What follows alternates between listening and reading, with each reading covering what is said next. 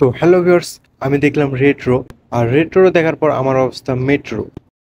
কারণ মুভিটি দেখার সময় মনে হচ্ছিল কি দেখতে বসলাম, কখন শেষ হবে। মুভিটির ফার্স্ট হাফ দেখার সময় আমার কাছে অলমোস্ট ঠিকঠাকই লেগেছিল, বাট সেকেন্ড হাফের জন্য একটু বেশি এক্সপেকটেশন রেখেছিলাম মনে হয়।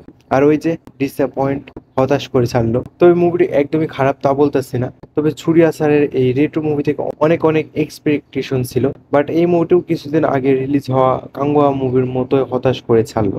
তবে মুভিটির স্টোরি লাইনটা ঠিকঠাকভাবে বিল্ড আপ করতে পারেনি। ওয়েট ওয়েট, স্টোরি ছিল মুভিটির মধ্যে? ফের যাই হোক, মুভিটির মধ্যে সূর্যা তার বেস্ট পারফরমেন্স দিয়েছে। আর মুভিটি যদি আপনার ভালো লাগে তাহলে তার একমাত্র কারণ হবে সূর্যা। লিটারালি অসাধারণ অ্যাক্টিং পারফরমেন্স।